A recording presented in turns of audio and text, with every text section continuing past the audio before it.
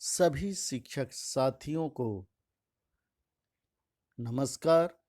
मैं ज्ञानेंद्र सिंह, जन शिक्षक, अपने यूट्यूब चैनल ज्ञान एजुकेशन हब में आप सबका बहुत बहुत स्वागत करता हूं। साथियों, मैं आज आप सबके सामने एक ऐसी जानकारी लेकर उपस्थित हुआ हूं जो आप सबके लिए बहुत अधिक महत्वपूर्ण है। मैं राज्य शिक्षा केंद्र के आदेश के अनुसार प्रत्येक शिक्षक को शिक्षण योजना कैसे तैयार करनी है, इसके बारे में बताने के लिए यहाँ आप सबको के सामने उपस्थित हुआ हूँ। राज्य शिक्षा केंद्र के निर्देशानुसार शिक्षा की गुणवत्ता में सुधार के लिए प्रत्येक शिक्षक को टीचर हैंडबुक द्वारा शिक्षण योजना तैयार करना है।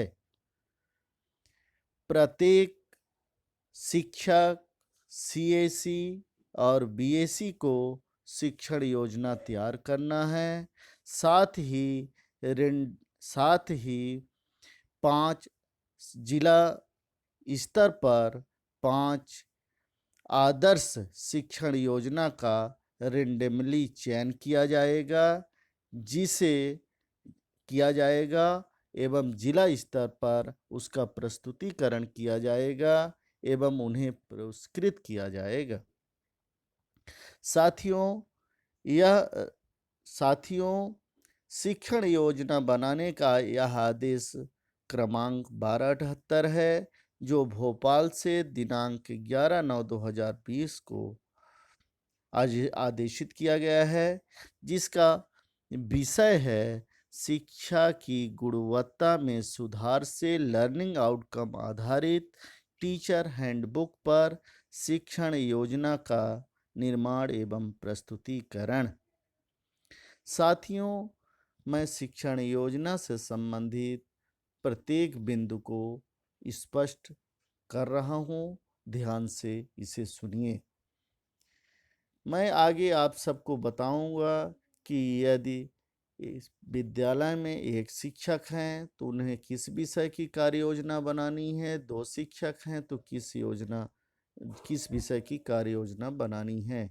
उसके पहले कुछ महत्वपूर्ण बिंदु आपको स्पष्ट करना चाहता हूं, जिससे आपके प्रश्नों का उत्तर मिल जाएगा।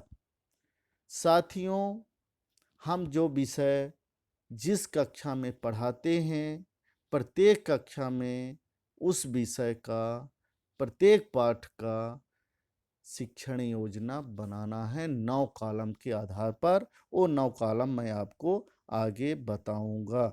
स्पष्ट हो गया होगा। जैसे मैं हिंदी पढ़ाता हूँ और कक्षा 3, 4 और 5 में, तो कक्षा 3 के प्रत्येक पाठ, कक्षा 4 के प्रत्येक पाठ और कक्षा 5 के प्रत्येक पाठ का शिक्षण योजना 9 बिंदुओं के आधार पर हमें बनाना है। अब आगे मैं आपको ले चलता हूं कि यदि विद्यालय में एक शिक्षक है, तब उसे गणित का शिक्षण योजना बनाना है। यदि विद्यालय में 2 शिक्षक हैं, प्राथमिक शाला है, तो उसे एक शिक्षक को गणित और एक शिक्षक को हिंदी विषय की शिक्षण योजना 9 कॉलम के आधार पर बनाना है। इसी प्रकार माध्यमिक में यदि 2 शिक्षक हैं तो एक शिक्षक गणित की बनाएंगे और दूसरा हिंदी की। 3 शिक्षक है तो प्राथमिक शाला के लिए उन्हें हिंदी, पर्यावरण यदि 3 शिक्षक हैं तो प्राथमिक शाला के लिए पहले गणित, उसके बाद हिंदी और उसके बाद पर्यावरण का शिक्षण योजना बनाना है। माध्यमिक शाला के लिए गणित, हिंदी एवं विज्ञान की, ध्यान रखिए कि 3 शिक्षक हैं तो माध्यमिक शाला में तो पहला शिक्षक गणित बनाएगा, दूसरा हिंदी और तीसरा विज्ञान। 4 शिक्षक हैं तो प्राथमिक शाला के लिए गणित, फिर हिंदी, पर्यावरण, अंग्रेजी। माध्यमिक शाला के लिए गणित, हिंदी, सामाजिक विज्ञान, विज्ञान।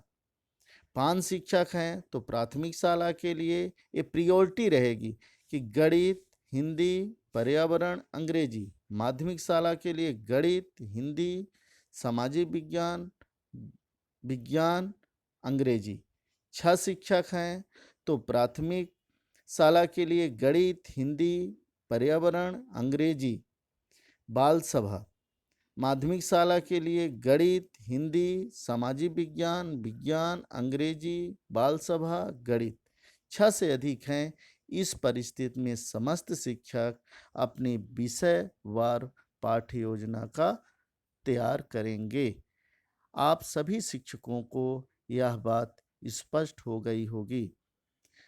ध्यान रहे, सभी शिक्षक 25/9/2020 तक यह शिक्षण योजना तैयार कर लेंगे और उसे 30/9/2020 तक शिक्षण एजुकेशन पोर्टल में अपलोड कराना है।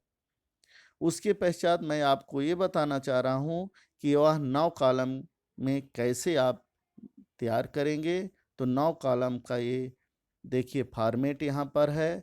सबसे पहले आपको अवधारणा का क्षेत्र, उसके पश्चात दूसरा कॉलम है पाठ का नाम और क्रमांक, तीसरा कॉलम है पेडागॉजिकल प्रक्रिया / गतिविधियाँ एवं प्रस्तावना, चौथा कॉलम है सुझात्मक सहायक शिक्षण सामग्री TLM, पांचवा कॉलम है अनुमानित समय, छठवां कॉलम है लर्निंग इंडिकेटर, सातवां कॉलम है मूल्यांकन हेतु गतिविधियां एवं प्रश्न, आठवां कॉलम है आओ करके सीखें घर में खेल खेल में, और नौवां कॉलम है लर्निंग आउटकम।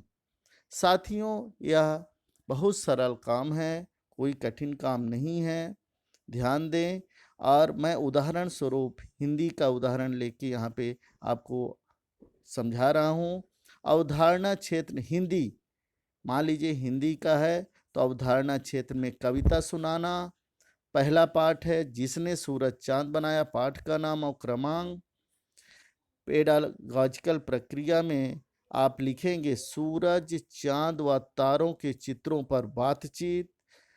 चौथा कॉलम है सुझावात्मक सहायक शिक्षण सामग्री TLM, जो हम TLM का यूज करेंगे। सूरज, चांद, तारों के चित्र चिपकाकर काली शीट में दिखाया जा सकता है। अनुमानित समय, इनका जो आपका पीरियड रहेगा कि यह पाठ आप कितने कालखंड में समाप्त कर देंगे, वो समय यहाँ पे लिख दीजिए। लर्निंग इंडिकेटर, कविता हमें हाव भाव के साथ सुनाना होगा। मूल्यांकन हेतु गतिविधियां एवं प्रश्न, सूरज किस दिशा में निकलता है, आओ करके सीखें घर में खेल खेल में। आठवां जो कॉलम है उसमें खेल खेल में लय व ताल के साथ सिखाया जा सकता है। और लर्निंग आउटकम, सीखने के प्रतिफल, कविता सुनकर दोहराना व छात्र ने क्या सीखा जानने का प्रयास करना है। इसी प्रकार आपको शिक्षण योजना तैयार करनी है। मैं समझ सकता हूँ कि साथियों आप सभी को यह बात क्लियर हो गई होगी। अगर इसमें भी कोई कन्फ्यूजन है तो आप कमेंट करके पूछ सकते हैं। साथियों, मेरे चैनल को सब्सक्राइब कर दीजिए, जहाँ पे सब्सक्राइब है वहाँ पे टच कर दीजिए। उसके बाद बेल आइकन का चित्र आएगा, उसे टच कर दीजिए, जिससे जब भी मैं इस तरह का वीडियो बनाऊं तो आपके पास तुरंत इसकी सूचना पहुंच जाए।